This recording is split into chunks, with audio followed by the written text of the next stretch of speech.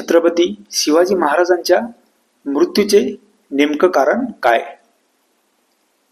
3 April इतिहासातील काळा दिवस.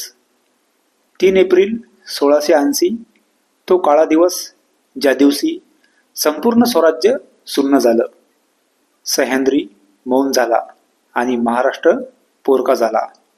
रायगडच्या कड्यांनी आसवं गाळली, वाऱ्याने हुंदका दिला, कारण छत्रपती शिवाजी महाराज अनंतात विलीन झाले.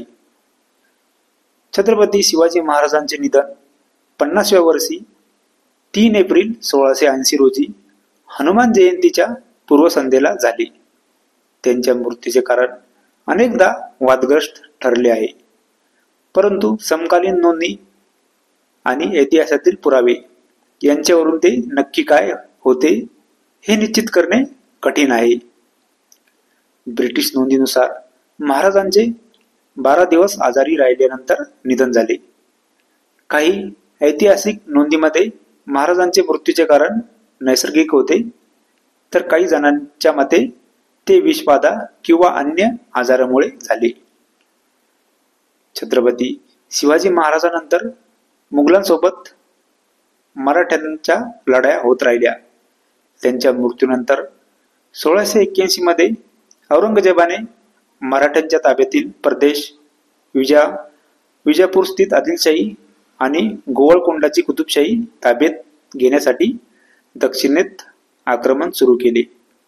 या दोन्ही सल्तनतचा नायनाट करण्यात तो यशस्वी झाला, पण दख्खनमध्ये 27 वर्ष घालून देखील तो मराठ्यांना वश करू शकला नाही. छत्रपती शिवाजीराजांच्या मृत्यूनंतर सोयराबाईंनी विविध मंत्र्यांसोबत छत्रपती संभाजी महाराजांऐवजी आपला मुलगा राजाराम महाराजांचा राज्याभिषेक करण्याची योजना आखली, पण त्यामध्ये त्या यशस्वी झाल्या नाही.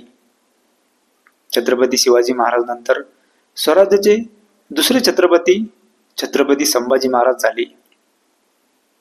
छत्रपती संभाजी महाराजांचा राज्याभिषेक 16 जानेवारी 1681 रोजी रायगड किल्ल्यावर झाला. छत्रपती शिवाजी महाराजांच्या मृत्यूनंतर 9 महिन्यांनी त्यांचा राज्याभिषेक करण्यात आला.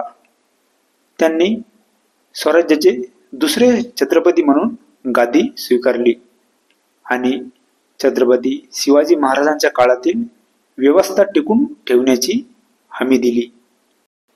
छत्रपती शिवाजी महाराजांचे निधन नक्की कोणत्या कारणामुळे झाले हे निश्चित करणे कठीण आहे, परंतु समकालीन नोंदी आणि ऐतिहासिक पुरावे यावरून निश्चित आहे की ते आजारी होते आणि ते आजारी असल्यामुळे त्यांचे निधन झाले.